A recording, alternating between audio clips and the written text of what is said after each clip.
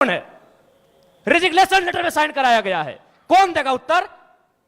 भारत देश में 4 स्तंभ है कहने को, न्यायपालिका, कार्यपालिका, विधायिका, पत्रकारिता। कौन रिस्पॉन्सिबल है कि ज्वाइनिंग, ताजुब की बात है, ज्वाइनिंग लेटर भी मिला है और उनको साइन भी करा लिया है। क्या बोलते हैं आप? रेजिग्नेशन लेटर, रिजाइन लेटर में भी साइन करवाया गया है कि 2 महीने के बाद चुनाव है, हम बेरमो भी लड़ेंगे, गोमिया भी लड़ेंगे, डुमरी भी लड़ेंगे। अगर वहां से कोई भी सीट जीत के आ जाते हैं तो आपको दामोदर नदी में ले जाकर डाल का खून नहीं खोलेगा। मैं बनावटी इंसान नहीं हूं। उस मीटिंग में 52 मिनट डिस्कशन हुआ था, मैंने 52 मिनट के बाद मुंह खोला था और ये तो मीडिया चल रही थी और कैमरा में कैच हो रहा था, इसीलिए मैंने बोतल को टेबल में पटका। मां कसम हम किसी के मुंह में पटकते। 2.5 सालों से भारत के इतिहास में, झारखंड की मैं बात कर रहा हूं, बिना बुलाए किसी राजनीतिक दल के अखाड़े में ये भीड़ नहीं होती है। एक ढेला अगर चला हो तो बता दीजिए। जयराम जी ठीक है, भीड़ को नियंत्रण करने आता है, चूंकि अग्रेशन और ये शौक नहीं है। हाँ। किसी का शौक नहीं है लड़ाई झगड़ा करना। Member of parliament Sunil Mahato ने 1 2 3 4 5 6 7 8 9 10 11 12 गोली खाई थी सांसद ने। क्या सुनने में अच्छा लगता है? तब आप झारखंड को नहीं जानते हैं। एग्रेशन मतलब क्या? एग्रेशन मतलब यही है, कठोर डिसीजन, त्वरित कार्रवाई। आज कार्रवाई किस पे होती है? एक ठेला पे काम करने वाला है, तुरंत कार्रवाई होगी। एक मजदूर है, पुलिस तुरंत कार्रवाई करेगी। आपकी कार्रवाई उस समय काहे नहीं होती है? जब बड़े बड़े लोग आपकी गिरफ्त में आते हैं, बड़ी बड़ी मछलियां जाल में फंसती हैं, क्यों कार्रवाई? उनको मारा गया था, उनकी सांसें थी, उनके दोनों पांव को काटा गया था, उनकी सांसें चल रही थी, उनके दोनों हाथ को काटा गया था, उनकी सांसें चल रही थी, उनके दोनों आंख को निकाला गया था। इसीलिए मैं मीठी बात करने नहीं जानता। मुझे लगता है एग्रेशन से राज को बदलना। मैंने कहा कि जो एजेंसी है उनको पेमेंट देना होता है 20,000, लेकिन मेरा शर्त है उनका कि 20,000 आपके अकाउंट में देंगे, आपको 8,000 रिटर्न करना होगा, नहीं तो नौकरी से निकाल देंगे। उसके बाद भी अगर आपका खून नहीं खोलता है तो आप बनावटी लोग हैं, असल लोग नहीं है। जयराम महतो जी का स्वागत कर रही हैं रूपाली दास। रूपाली कंटेंट राइटर हैं। रानी सिंह जी स्वागत करेंगी सूर्या सिंह जी का।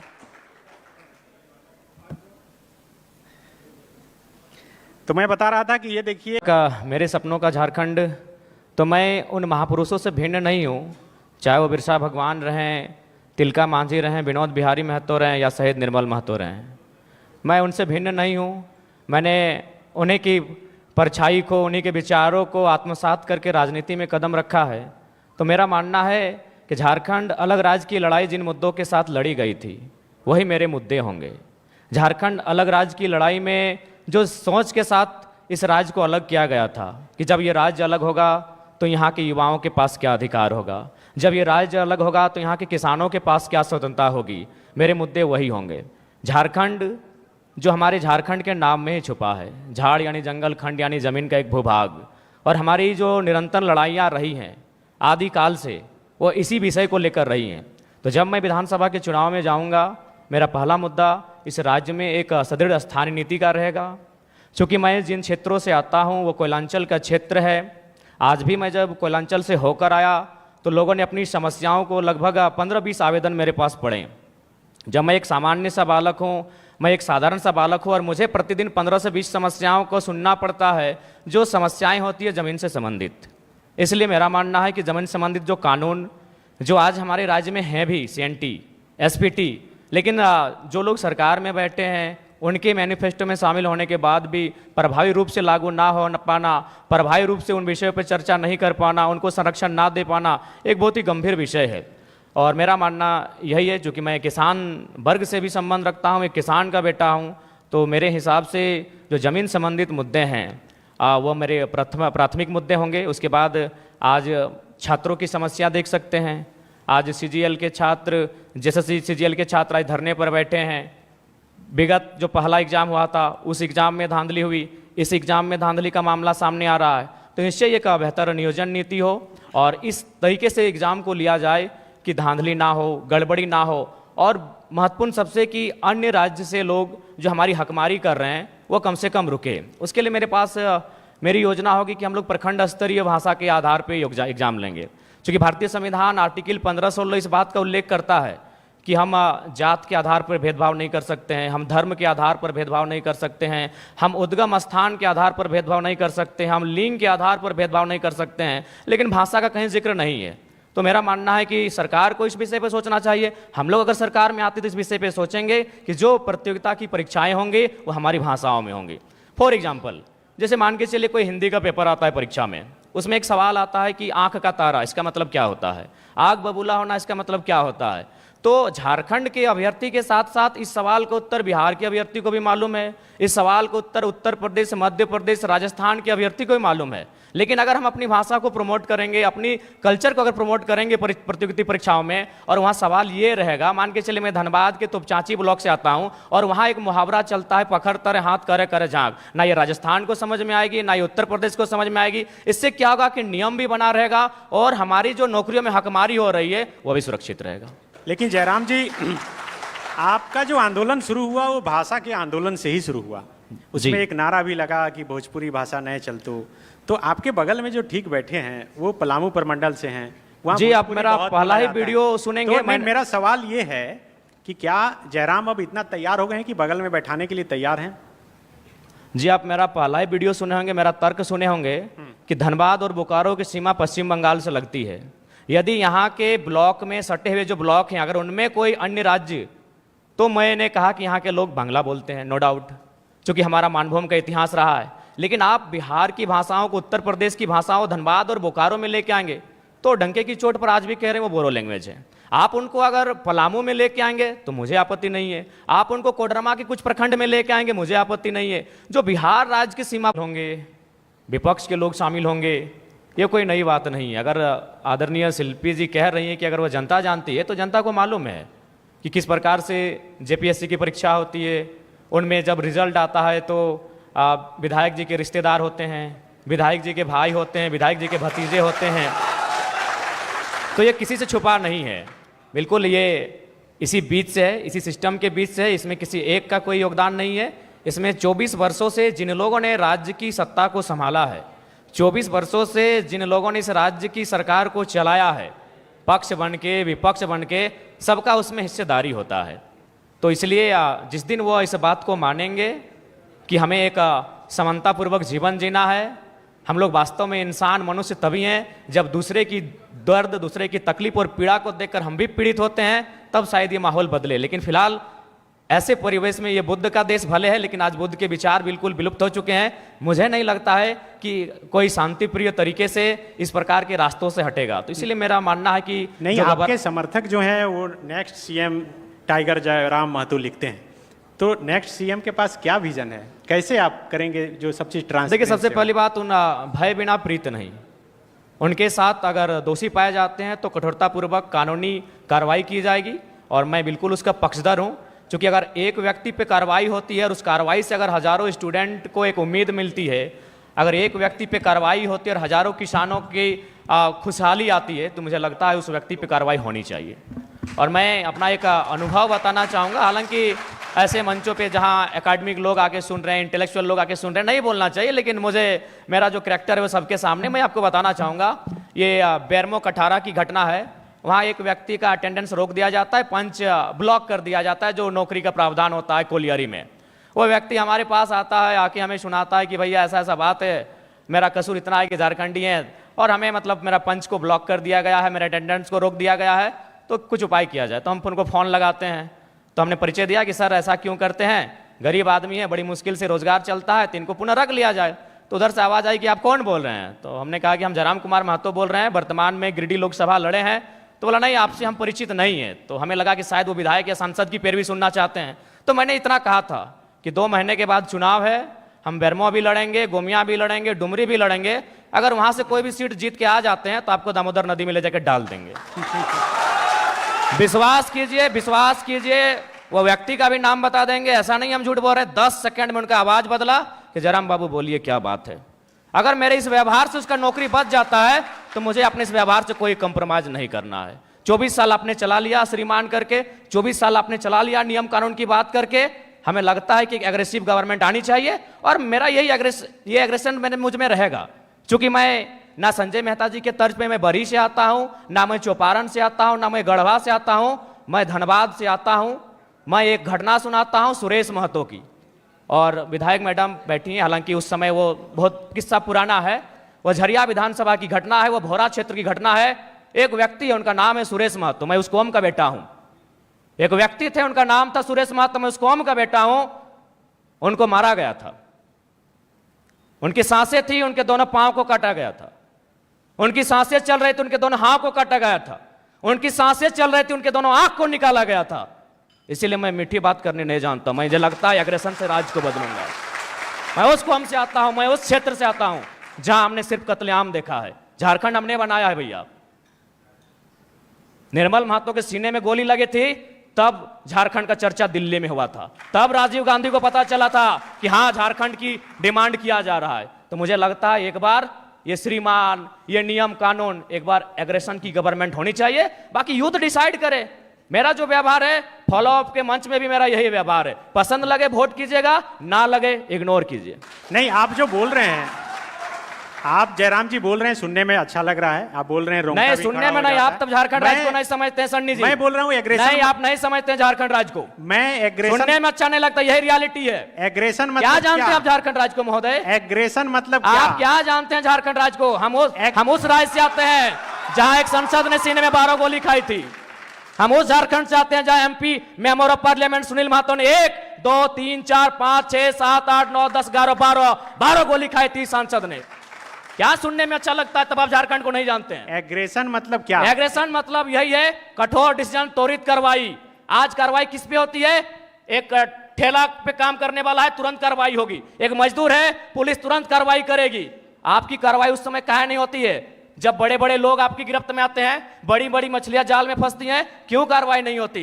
हम लोग आते हैं तो छोटा रहे या बड़ा रहे, जो गलत रहेगा उस पर कार्रवाई होगी। मेरा सवाल वही था कि एग्रेशन मतलब क्या? एग्रेशन का मतलब है कठोर डिसीजन। एग्रेशन मतलब एग्रेशन का मतलब है कोई दबाव नहीं। एग्रेशन का मतलब है कॉर्पोरेट से कोई भय नहीं। एग्रेशन का मतलब है अमीरों के चंदे से पलना नहीं। एग्रेशन का मतलब होता है निडर होकर, निष्पक्ष होकर झारखंड के मुद्दों पे बात करना, झारखंड के मुद्दों के समाधान करने के लिए प्रयास करना। एग्रेशन का मतलब, मेरा सवाल बार बार वही है कि क्या गाड़ी पर चढ़कर भाषण देना या फिर योगी की तरह बुलडोजर चलाना?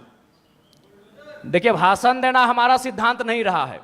एक सवाल, आज राजभवन में लोग धरने पर बैठे हैं, मुख्यमंत्री के आवास पे लोग धरने बैठे हैं, आज सीजीएल के जेएसएससी कार्यालय के बाहर लोग धरने पे बैठे हैं। आंदोलन रोज होता है, लेकिन जयराम महतो एक 50 लड़कों के आंदोलन से आज सीएम का फेस बन के कैसे सामने आया? इस सवाल का उत्तर कोई दे। आंदोलन इस राज्य में रोज होता है, जयराम महतो है क्यों? क्योंकि मैंने उन मुद्दों को टच किया, मैंने उस मुद्दों पे बात किया जो झारखंड की जरूरत थी, जिसपे झारखंड बात करना चाहता था। साफ आपको समय मिला, उसके बाद भी ये तय नहीं हो पाया है कि पिछली बार जो पेपर गड़बड़ी हुई थी, जो 28 जनवरी 2024 को जब इसका एग्जाम हुआ था, तो मेरा मानना है कि कहीं ना कहीं आपका कठोर निर्णय ना ले पाना गवर्नमेंट का, आपका क्विक डिसीजन ना ले पाना उन लोगों का मनोबल को बढ़ा रहा है। हमने कोल माफिया सुना था, हमने लैंड माफिया सुना था, अब यहाँ पेपर माफिया जैसे मामले सामने आ रहे हैं। तो इससे आप इनकार नहीं कर सकते हैं, इस पर आप मौन नहीं रह सकते हैं। ये तो आपको तय करना होगा, इस बात को आपको मानना होगा। क्योंकि पिछली बार हमारे ही 15 साथियों पर एफआईआर हुआ था, आज भी उस मुकदमे के कारण हमारे प्रत्याशी रांची के हमारे आदरणीय देवेंद्र जी जेल गए, उसी मुकदमे के कारण गए थे। तो जाहिर सी बात है, वो हाईलाइट तभी हुआ जब हम लोगों ने प्रोटेस्ट किया। उस प्रोटेस्ट के परिणाम स्वरूप उस समय वर्तमान मुख्यमंत्री माननीय चंपई सोरेन जी थे, एसआईटी का गठन हुआ। लेकिन आज परिणाम और निष्कर्ष आपके सामने क्या है? यानी आप लोग उन माफियाओं के मनोबल को बढ़ाने का कार्य आप स्वयं कर रहे हैं। तो ये तो आपको तय करना है कि आप छात्रों के साथ हैं या पेपर माफियाओं के साथ है, ये सरकार को आके तय करना है। यदि आप पेपर माफियाओं के खिलाफ हैं, तो पिछली बार जो आपने एसआईटी का गठन किया था, उसका निष्कर्ष क्या है, उसका रिजल्ट क्या है, दोषी कौन लोग हैं, वो कटघरे के पीछे कब होंगे, ये राज्य की जनता जानना चाहती है। सीजीएल जेएसएससी के तमाम 6 लाख अभ्यर्थी जानना चाहते हैं। बिल्कुल, सूर्या जी से यही सवाल रहेगा। आप सत्ता के में भी रहे, पिताजी रहे, बहुत करीब रहे, क्या आपके पास कोई फुल के बाद भी? तो चुनाव के बाद क्यों हम लोग जनता से हम लोग आशा और अपेक्षा रखें कि हम लोग को अकेले इतनी ताकत दी जाए कि इस राज्य के लिए बेहतर और भला कर सकें। तो आप 81 सीट पर लड़ रहे हैं और चुनाव के बाद जो भी स्थिति हो, आप कहीं नहीं जा रहे हैं? जी, हम लोग लगभग 70 सीटों से आवेदन मिला है, वहाँ तो लड़ना ही लड़ना है। बाकी सीटों पर अगर अच्छे प्रत्याशी दमगर मिले तो निसंदेह हम लोग 81 सीटों तक पहुंचेंगे और चुनाव लड़ेंगे। हमारी महतो विश्वविद्यालय धनबाद से इंग्लिश लिटरेचर में पीएचडी कर रहे हैं और बिल्कुल आज से 2 साल पहले मेरा ना ये कैरेक्टर था, ना मेरा यह व्यवहार था, ना मेरा ये स्वरूप था। लेकिन यदि आप पा रहे हैं कि मेरे अंदर आक्रामकता आई है, यदि आप पा रहे हैं कि मेरे अंदर कुछ हिंसक विचारधारा आई है, ठीक है, मैं स्वीकार करता हूँ, खुले मंच पे स्वीकार करता हूँ। लेकिन एक बात बताइए, यहाँ जितने भी प्रबुद्ध लोग बैठे हैं, जब मैंने, ठीक है, मैंने कुछ ऐसी बातों को कहा जिनमें हिंसा प्रतीत हो रही है, लेकिन उस बात को समर्थन करने वाले 99% होते हैं। जैसे हाल ही फिलहाल आपको मेरा बाघमारा का वो वीडियो क्लिप पूरे देश में वायरल हो रहा है, जिसमें मैं एक बोतल को टेबल में पटक रहा हूं। उस वीडियो को जो अपने आप को सो कॉल्ड पढ़े लिखे मानते हैं, उन्होंने कहा कि नहीं ये गलत है, लेकिन 99% लोगों ने कहा कि नहीं ये सही है, ये लड़का ठीक कर रहा है। अब सवाल ये है कि ठीक है, मेरी बातों में हिंसा है, लेकिन हिंसा की विचारधारा को 99% लोग पसंद क्यों कर रहे हैं? ये इस राज का सबसे बड़ा कारण है।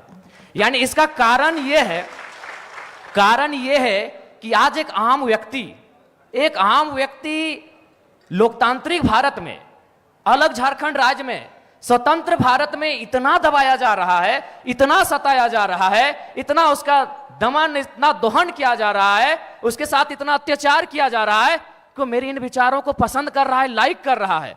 उदाहरण के लिए जो बाघमारा को लेकर आप चर्चा कर रहे हैं, जिस वीडियो की, जिस मेरे वीडियो को आज पूरे देश में लगभग 50 लाख से ज्यादा लोगों ने देखा, मैं आपको थोड़ा बता ही देता हूं। वहां बीसीसीएल की एक योजना है, बीसीसीएल खनन का कार्य करती है। ये आपको भी मालूम है कि अब सारी कंपनियां टेंडर देती है। वहां टेंडर दिया है संजय उद्योग को और खेमका कंपनी को। वहां जो मजदूर हैं 2018 से काम कर रहे हैं, यानी 6 साल है, 6 साल से उनका वेतन वही का वही है। और सबसे ताज्जुब और हैरत की बात है कि उनका एचपीसी वेतन 32,000 होता है। ताज्जुब कीजिएगा और लोकतंत्र के होने पे शर्म भी कीजिए, उनको 6,000 वेतन मिलता है। उससे भी ताज्जुब की बात है कि ना बीसीसीएल जिम्मेवारी ले रही है कि ये किनके वर्कर हैं, और ना ही खेमका और संजय उद्योग जिम्मेवारी ले रही है ये किनके वर्कर हैं। उससे भी ताज्जुब की बात है, उनको जो पेमेंट मिलता है, 4,000 मिलता है, 6,000 मिलता है, वो पेमेंट ना बीसीसीएल दे रही है, ना संजय दे रही है, ना खेमका दे रही है। तो बताइए किसका खून नहीं खोलेगा?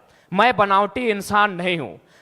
उस मीटिंग में 52 मिनट डिस्कशन हुआ था, मैंने 52 मिनट के बाद मुंह खोला था, और ये तो मीडिया चल रही थी और कैमरा में कैच हो रहा था, इसीलिए मैंने बोतल को टेबल में पटका। मां कसम हम किसी के मुंह में पटकते, आपके पांव तले जमीन खिसक जाएगी। जब आपने छेड़ा है तो सुन लीजिए। यही विनोद बिहारी विश्वविद्यालय में एक कंपनी, एक एजेंसी ने टेंडर लिया है, मजदूरों को ज्वाइनिंग लेटर के साथ साथ रिजिग्नेशन लेटर पे साइन करा गया। इस भारत में कहां होता है यार? मैं आक्रामकता की बातें करता हूं, कारण कौन है? रिजिग्नेशन लेटर पे साइन कराया गया है, कौन देगा उत्तर? भारत देश में 4 स्तंभ है कहने को, न्यायपालिका, कार्यपालिका, विधायिका, पत्रकारिता। कौन रिस्पॉन्सिबल है कि ज्वाइनिंग? ताजुब की बात है, ज्वाइनिंग लेटर भी मिला है और उनको साइन भी करा लिया है। क्या बोलते हैं आप? रिजिग्नेशन लेटर, रिजाइन लेटर में भी साइन करवाया गया है। और एक घटना गोमिया की, जब मेरा सभा था बेरमो में, वो लड़का आया, उसने कहा कि जो एजेंसी है उनको पेमेंट देना होता है 20,000, लेकिन मेरा शर्त है उनका कि 20,000 आपके अकाउंट में देंगे, आपको 8,000 रिटर्न करना होगा, नहीं तो नौकरी से निकाल देंगे। उसके बाद भी अगर आपका खून नहीं खोलता है तो आप बनावटी लोग हैं, असल लोग नहीं है। अगर आप चाहते हैं मेरे अंदर की आक्रामकता कम हो, आप चाहते हैं मेरे अंदर की उग्र भावना कम हो, तो आज प्रबुद्ध लोग बैठे हैं। आज माननीय मंत्री दीदी बैठी हैं, आज माननीय मंत्री महोदय बैठे हैं, मंत्री 3 मंत्री बैठे हैं, आज प्रदेश अध्यक्ष महोदय बैठे हैं, सांसद महोदय बैठे हैं, झारखंड मुक्ति मोर्चा के फिलहाल पालनहार हैं बैठे, आज विधायक मैडम बैठी हैं, यहाँ भी एक विधायक बैठे हैं, यहाँ भी एक विधायक बैठे हैं। ये लोग तय करें कि इस प्रकार का जुल्म, शोषण, अत्याचार एक आम व्यक्ति पे, यानी जो लोग हाशिए पर हैं, जो लोग निम्न स्तर पे हैं, उनके साथ अन्याय नहीं होगा। जयराम महतो प्रेम की कविताएं लिखेगा, इनकलाब की बातें नहीं करेगा। जयराम जी, अब चूंकि टाइम का सबका स्लॉट बंधा हुआ है और सामने सब मिनिस्टर भी बैठे हुए हैं, एमपी एमएलए भी जो हैं बैठे हुए हैं, सुखदेव भगत जी हैं, पूर्णिमा नीरज सिंह जी हैं, दीपिका पांडे सिंह जी हैं, मिथिलेश ठाकुर जी हैं, बन्ना गुप्ता जी भी हैं। तो अब हम लोग नेक्स्ट सेशन शुरू करेंगे। जी बिल्कुल, सेशन को समाप्त करते हैं। सवाल ही ऐसा था संजय भैया कि नहीं, बिल्कुल ठीक है, लेकिन आपका जो जवाब है उस पर भी मेरा एक रिएक्शन है कि आप नेतृत्व करने की दिशा में बढ़ रहे हैं, तो भीड़ तो हत्या कर देती है, मॉब लिंचिंग कर देती है, तो भीड़ को सही नहीं ठहराया जा सकता। देखिए, अगर आज तक हम सुनिए, 2.5 सालों से भारत के इतिहास ने झारखंड की मैं बात कर रहा हूं, बिना जयराम बुलाए जी। किसी राजनीतिक दल के अखाड़े में ये भीड़ नहीं होती है। नहीं, एक जयराम ढेला जी। अगर चला हो तो बता दीजिए। जयराम जी ठीक है, भीड़ को नियंत्रण करने आता है। वो चूंकि अग्रेसन और ये शौक नहीं है, हाँ। किसी का शौक नहीं है लड़ाई झगड़ा करना। हर कोई, अरे हम तो और देखिए क्या है हम ना तो- जयराम जी कि पॉलिटिक्स में अग्रेशन इमोशन यही बिकता नहीं है नहीं, इस देश में। एग्रेशन आपका अग्रेशन एग्रेशन बिक से रहा है, अगर उसको अच्छा बेचिए, काम हो ठीक रहा है। है, अगर